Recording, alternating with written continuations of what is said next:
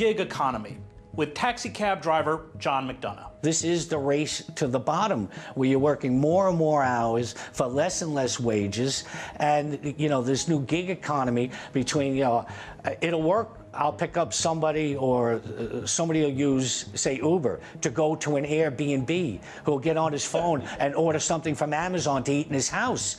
I mean, all those jobs are now all gone, from cashiers to, you know, making a living as a cab driver. It's just, you know, I feel like I'm a blacksmith or a typesetter at a newspaper business trying to explain to you what the yellow cab industry used to be.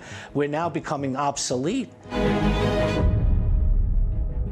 John McDonagh has been driving a New York taxi cab for nearly 40 years. He mounted a one-man show called Off the Meter, On the Record. He also hosts a radio show on WBAI. So John, let's talk about, you get out of the Army, volunteer for the Army at the end of the Vietnam War, go to Germany, I think. Yeah, I was stationed there. Stationed in Germany. Fortunately, did not go to Vietnam. Come back and start driving. What was it like then? Well, at that time, working out of the garages, you got a percentage of whatever you made that night. So if you had a bad night, the garage had a bad night. And in Manhattan, you could actually park and go eat and not worry about tickets. I mean, it was a lot easier. But then on the flip side, there were it was a lot more violent, a lot more robberies, particularly down in the Lower East Side. It was like a drug den. You were taking people from other neighborhoods to go down to avenues A, B, C, and D. We called it the alphabet jungle. And you were doing a drug run. A person would ask you to say, listen, can you pull over at that burnt out building there? And you'd say, can you wait for me? Now, you were going to wait because you weren't going to pick up anybody else. And, you know, a couple of things could happen. He goes into the building, he comes out, and then you take him back to where you picked him up. So it was that type of thing. I think now they probably have an app for it, but right. We don't. But what about the ability to make a living, make a sustainable income? You could make a living, but everyone shared the burden. The garage shared it, the drivers shared it. If you had a good night, the garage made money. If you had a bad night, you split it. That's not the case anymore. Right now, we're leasing. I drive a day shift, and it's 12 hours. It's $120 for the lease and $30 for the gas. So before I make $1 at 4 in the morning, I'm $150 in the hole. And that's pressure that's on you. You're out there hunting for that fare, and now it's getting less and less. And just the pressure is unbelievable. But when you started out, what were you pulling? Were you pulling a sustainable income? Yeah, you could make a living. I mean, you could support a family off of it? Yes, you could. And also, your dream was to buy a medallion. Which was $1 million, right? No. Back then, it would have been $100,000 or $200,000. Isn't it $1 million now? No. Before Uber, it was $1.1 million. Right, this was only 2 or 3 years ago. Right. Right now, it's $150,000. Wow, and it's considered a risky investment. Banks will not give you a loan to buy a medallion because they say it's a risky investment. I never thought I would ever hear the day that a yellow medallion would be a risky investment. It was always considered like having a seat on the stock exchange, and that was what it was compared to. And it would go up 10 to 20% every year, the value of the medallion. So what happened was drivers that had the medallion would take out now another loan, and the banks would loan you the money because they know the price of it's going up. And if you defaulted, they wanted that medallion because they could sell it for more. It's a limit. What are there, 19? How many medallions are there? Well, there's a little over 13,000 medallions in the city. There's 19,000 cabs in the city. Is that right? Roughly? No. With yellow cabs, it'd be only a little over 13,000 yellow cabs. Okay, but 19,000 cars. Is that the correct number? You could have more cars and then shift the medallions. Like at the garage, they would have more cars that are in for repairs, so they could take the medallion and move it over to another car. But so let's talk about what's happened, because and I think it's emblematic of what's happened throughout the entire economy. When you began driving, you could pull in enough annually to support a family, yourself, and then all of that began to crater. Explain how that process. Well, it all started when the apps started coming in. And in the beginning, it wasn't so bad because people were getting used to it and new, and people didn't trust it maybe. But then as... What year was that, would you say, roughly? About 2 or 3 years ago. Okay. And City Council allowed that in. But it's not just Uber. Uber came in, and then on the coattails would have been Lyft, Get, Via, Juno. And there's another one called Chariot right now, which is a van that does algorithms that takes you from neighborhood to neighborhood if enough people sign up for it. So Manhattan now is being cut up piece by piece with every different app. And there's just less and less people flagging you down, or doing the e-hail. Because right now, I mean, I get people getting to the cab and they go, oh, I love yellow cabs now. I can get them anytime I want. That's not what you want to hear. You want to hear it was a little bit tough because they were busy at that time. So the apps have just completely destroyed it. And what's going on is the yellow cab industry didn't keep up with the new technology. Like, we have 2 apps now called Curb and Arrow. No one knows about them. The city doesn't promote it. And yet it would benefit the city because every fare we pick up, there's a 50-cent surcharge for the MTA, for the transit, and there's 30 cents to have wheelchair accessibility in the yellow cabs. So they're not promoting it. They're losing tons of money, and Uber's getting away without being regulated. Let's talk a little bit about what's that done. First of all, what's it done to the income of cab drivers? Oh, it's cut it in half. I explained it to you before. We're now fighting at the TLC, wanted to limit yellow cab drivers to 12 hours a day, and there was a protest. Yellow cab drivers were protesting that they have to work a 16-hour day in order to make a living. So it is just cut everything, and everybody's fighting for that extra fare. You would be at a light, just say, with 2 or 3 other yellow cabs, and if you saw someone up the street with a luggage, you would run the lights to get to them, because that might be an airport job. So you're risking your own life, and you're risking getting tickets. You're doing things you would never have done before. You would have said, I'll let that go because I'm going to get another fare. What's it done to cab drivers themselves? Well, what's the effect? It is just the stress. Not only we don't have any health care, but sitting for those 12 to 16 hours a day, you're getting diabetes, there's no blood circulation, you're putting on weight, and then there's that added stress that you're not making any money, that when you go back after a 12-hour shift. Now, I work out of a garage, never mind owning the medallion, I have to pay in a mortgage and have banknotes coming in and stuff like that. So it's just constant pressure and constant searching, and then you're worried about not getting any tickets, particularly here in Manhattan. You can't make certain turns on certain corners. You can't block the box during Christmas time. You can't turn in. The cops are giving you tickets. The taxi and limousine are giving you tickets. So now you got to pay them off. I mean, it is one of the most stressful jobs in the city. And you talked about how you you drive out the door. You're already $150 in the hole. Yes. Before the first fare. And you potentially can come back at the end of the day and owe money. Oh, yeah, and that is happening. We have, at our garage, immigrant drivers are just starting out. Which are what, 80%, I think, of cab drivers? Yeah, they would be from Bangladesh, India, Pakistan. And to me, it's amazing that they would even take the job, not knowing the city, because I'm born and raised in Queens. And when I first started driving, I was just nervous. People jumping in and yelling out an address, and you had to know where to go. And if you didn't, they're yelling at you, what kind of driver are you? So here now you have Google Maps, so they can... That is different. That is, I get people now telling me, excuse me, driver, Google just said make a left there, and I go, did it?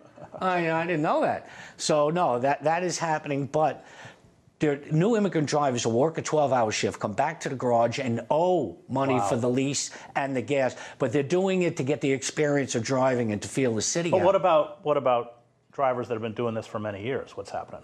Well, they're just getting less and less. They might know how to play the city, like know when certain Broadway shows let out, or know there's a concert at Madison Square Garden and stuff like that, and know at certain time frames where to go around the city, which takes years to learn and find out the rhythm of the city. But even that's all gone because everybody's just staring into their phones and clicking, because, you know, you had the option. You can either stand out in the corner, jump up and down, flail your arms, or you can sit in a bar or up in your apartment and just hit the note, and then it says your driver's outside. So there have been at least 3 suicides among New York cab. Yeah, but that's only that we know about. There would be guys probably committing suicide just in the quiet of their own home and just doing it. They couldn't take it. I mean, the thing about Douglas Shifter that made the news, yeah.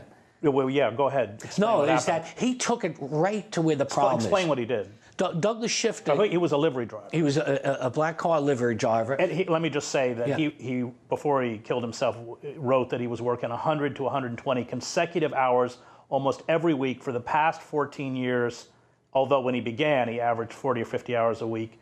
And he said he just couldn't survive. He wrote, "I'm not a slave. I refuse to be one. There seems to be a strong bias by the mayor and governor in favor of Uber." And so explain what happened. So early one morning, he drives right up to the front of City Hall. They have these gates in that you can't get in. And I talked to a cop who witnessed it that day because I was down at a vigil for him. And he said he just pulled up very calmly, put it in the park, took out a shotgun and blew his head off. and that he left his manifesto on Facebook. This is the equivalent of what happened in Tunisia. There was Mohammed Mouya Azizi, who killed himself there and started the Arab Spring because he couldn't take it, what was going on as a street vendor. And this would be sort of our Mohammed, that he pulled up and that he couldn't take the pressure of what the government was doing to him and took away his life. Really, I mean, the blood, his blood is on the hands of the people in City Hall who have created the situation where we're not making anymore. We're destroying the industry. We're going to talk a little bit about how Uber essentially uses lobbyists so that they don't are really free of any kind of regulation or control. But before we do, I want to talk a little bit about how cab drivers in New York have responded. And also, we should stress the fact that this isn't just New York. This is throughout the entire country. Well, you could even say just worldwide. And you see the different reactions to these apps coming in different countries where they actually have strong taxi unions, say in France or in Germany, where there's pushback on it. Whereas here in New York City, we don't have it. I mean, we have the Taxi Workers Alliance. Now Uber is funding some sort of union as a front. And then there's just different unions in different boroughs representing different ethnic groups. So we're sort of split all around, which is, you know. Well, you also have a governor who accepts quite a bit of money from Uber. Right. Cuomo. Well, the other thing is we have something that's known as the Taxi and Limousine Commission. And in order for Uber and all the lifts to come in, they had to have hearings on it. And I was at the hearings. So they are regulating Uber, Lyft, and Get. And what they're doing is, after they're done regulating, not regulating them, let them in, they leave the Taxi and Limousine Commission and join the board of Uber and Lyft. Which was the head of the Taxi Limousine Commission in New York. Now works for, is it Lyft or Uber, right? Yeah, they're all leaving there, and now they can go back to their friends that are still left there and say, listen, if you pass this motion that's going through the Taxi and Limousine Commission, you know, when you get out, you can work and make a lot more money with all these other apps. So they're regulating the companies that they know that they're going to be working for later on. And it's corrupt. I mean, even our federal government, there's something called a cooling off, that if you leave a Congress or Senate, you can't join a lobbying group for a year to 3 years. We don't have that law here in New York City. TLC members just go right from voting on something that's going to benefit them the day after they leave the Taxi and Limousine Commission. And am I right that, is it Uber and Lyft, or Uber spent more money lobbying than Amazon and Walmart combined? Is that correct? Yeah, but that's going on. I mean, they have the money. They're buying all the politicians. Right. And you could see it. It benefited them. They now are unregulated in the city. They've added 100,000 cars to New York City in the past 2 years, whereas there was only 13,000 cars for the last 50 years. So within 2 years, without environmental impact studies, without anything, what would it do to the city? So now we have congestion. So now what the city says, oh, well, we created this congestion. We're now going to put a congestion tax on to anyone coming into the city and taxing yellow cabs and Uber cabs and all of them with a new price hike below 60th Street. So we're in this bizarre situation where they create a problem, and in order to solve it, they're putting it on the backs of drivers. Okay, we'll come back and describe how Uber works after the break. Thanks.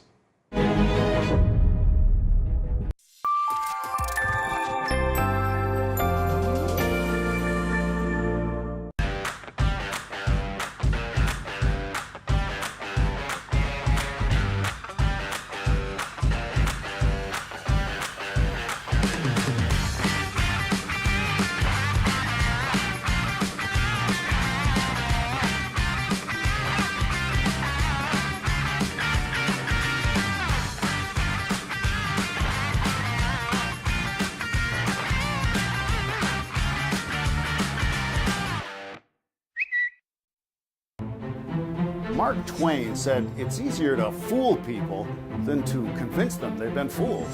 That could be why America is so divided now, because people have been fed fake news, paid for by corporate interests. They beat you down until you believe their fairy tales. Well, here's a story for you.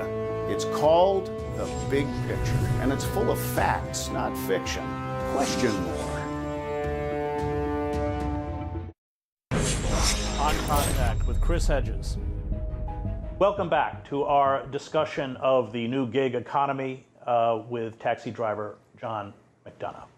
So let's talk about Uber, which came into the market 2 to 3 years ago, is able to skirt all regulations, has reduced salaries of New York City cab drivers to $50 or less a day. How have they gamed the system? Well, they gamed it when they first came in. They didn't come under the purview of, say, what a yellow cab is. The yellow cab has to be a certain vehicle, and it's a Nissan that the city picked, that every yellow cab has to be the certain type of vehicle. Every yellow cab has to charge a certain price. When that drop goes down, that's regulated by the city.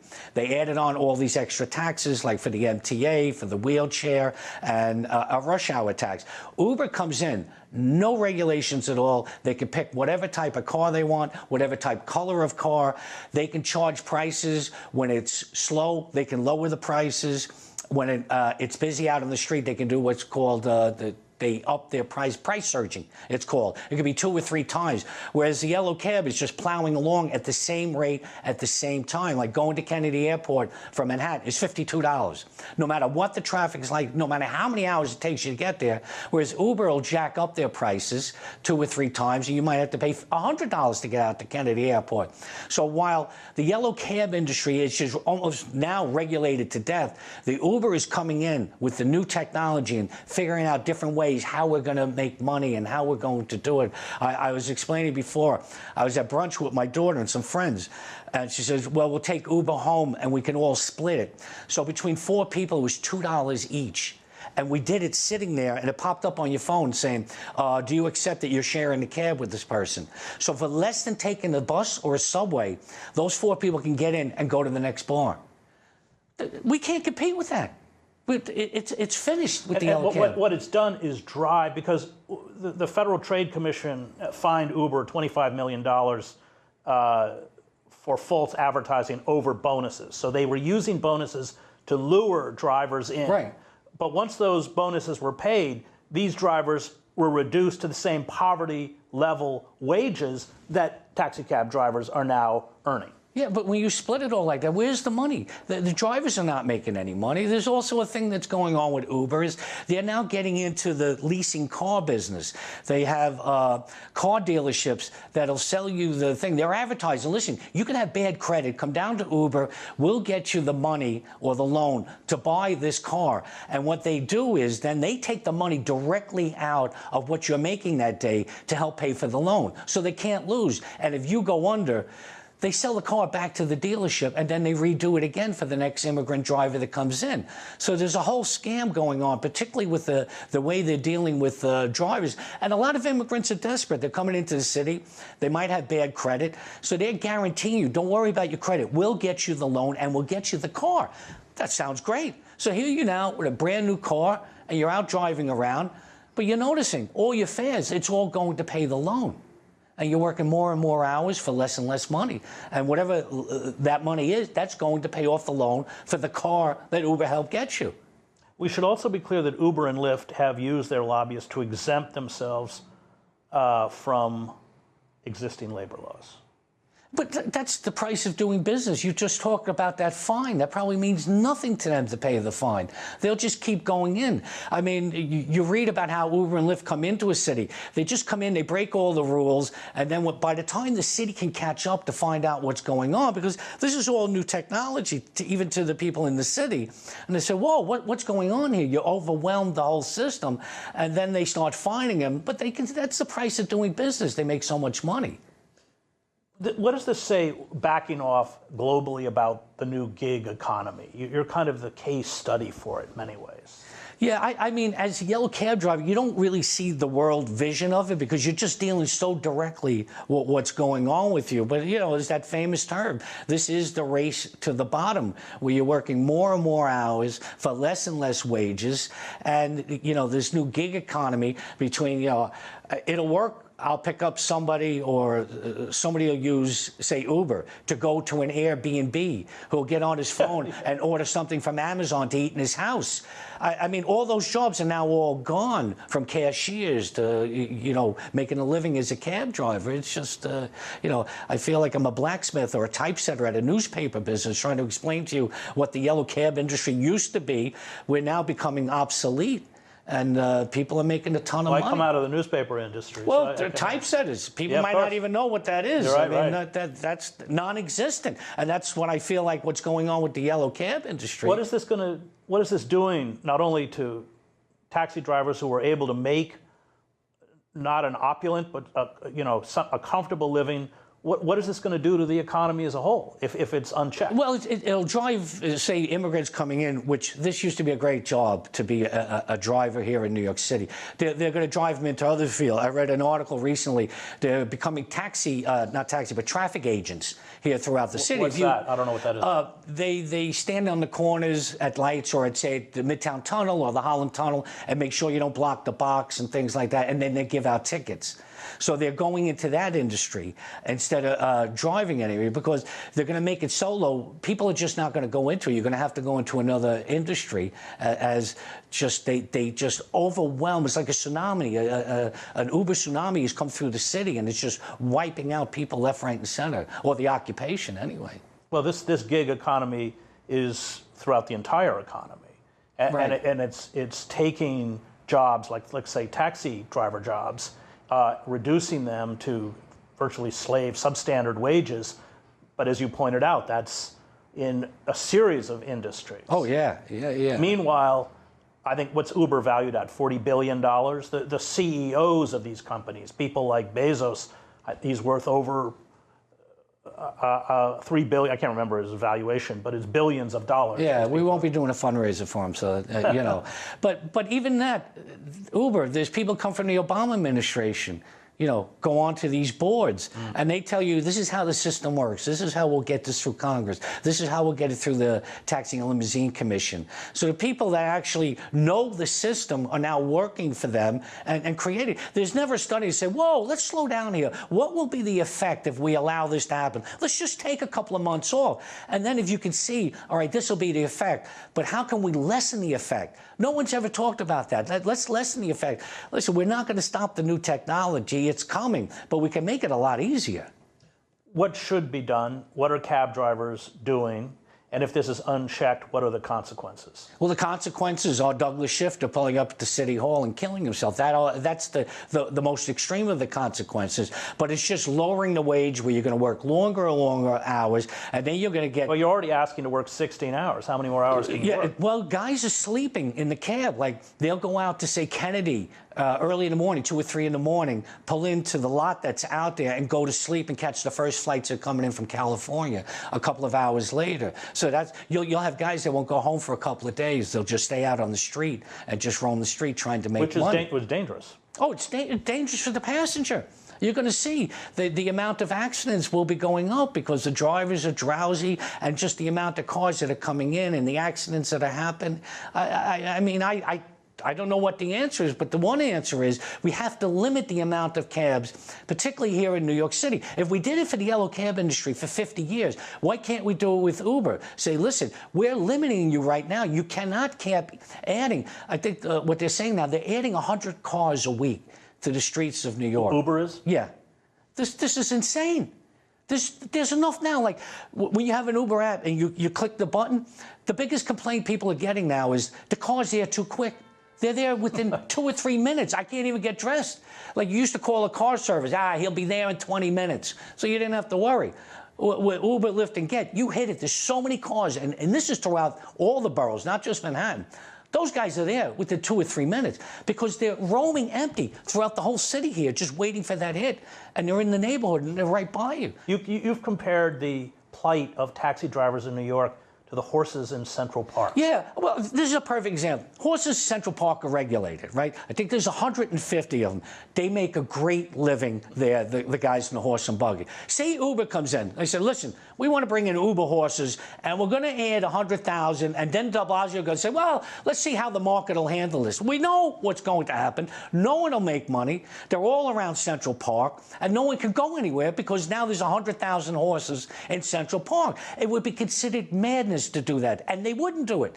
But yet, when it came to the yellow cab industry, for 50 years, all we can have was 13,000 cabs, and then within a year or two, we're going to add 100,000. And you know what? Let's see how the market works on that. We know how the market works. We're getting it right now. You can't get up First Avenue because we got a bike lane, we got a bus lane, we got concrete barriers, we got trucks now that are double parking because they can't get near the sidewalk. So we can't even get up the street. Well, you talked about how the horses have health care, they get a vacation. Oh, well, they're members of the Teamsters Union. They work less hours. They don't work in hot and cold temperatures. Oh, my God. As I said, if you're going to come back, you believe in reincarnation, come back as a horse in Central Park. And they all live in the west side of Manhattan. We're living in basements out in Brooklyn and Queens. We haven't upped our status in life, that's for sure. What do taxi drivers and other people who are victims of the gig economy, what do they have to do? Especially since, as you point out, the Democrat and Republican politicians have been completely bought off by these forces. I mean, the way it's going, you're going to have to find another job and another occupation because you're just not going to make it the way it's going unless they can bring in some sort of rules or regulations. I mean, they're talking about this congestion tax that's going to be below 60th Street and that they're going to start taxing every fare. Well, look, I lived in France. I mean, when they started messing around with French farmers, they drove all their tractors into the streets of Paris and shut the city down. Don't you have enough cars to shut down New York? We do, but we're not that organized in order to do it. And it's so fragmented. Like there's the yellow cabs, there's the green cabs, there's Uber, there's Lyft, there's Via, there's Juno, there's Chariot, as I said. And it's all catering to a different demographic or a different type of people in New York City. And to get them all together, it's not that easy. You know, it's a lot easier paying off the politicians to get what you want than actually organizing and trying to shut down the city. That's harder. Get a couple of $1 billion and then you'll get what you want. But isn't organizing really all we have? This isn't going to stop. I mean, this is only going to get worse. Well, allegedly now the city's looking into it. This went to committee, which is probably where it goes to die. And they'll be talking and talking while Uber is refining and refining the app and making it that the customers like it because they're paying less fares, you know, less for their fares. So that's where you really needed to organize. If it was that bad and the customers were complaining, but you're not getting that, they love it because they're paying cheaper fares. So, I mean, listen, if I had the answers, you know, I'd be down at City Hall, but I don't. I just don't see. The city has to put its foot down. De Blasio is the progressive mayor here in New York City. He sees what the problem is. I mean, he tried at one stage to cap Uber cars, and he didn't get it done. That's because everybody else is being paid off. Right. Is there any city that's done it in America? Well, you mean fighting against Uber? I mean, you hear skirmishes. There's no battles. There's little things that you win here and there, and then what happens? Uber will just pull up stakes and just go to another city. I mean, they're making. I mean, you hear it about Walmart. Somebody organizes there. Well, we'll shut that Walmart down. We'll just end it. So I mean, Uber's the same way, but they're entrenched in the city. I mean, all the apps now are here, but we have to find out a way where we can make a living, where everyone can make a living. I mean, you know, that's the way to go, but I don't know. I'm very pessimistic.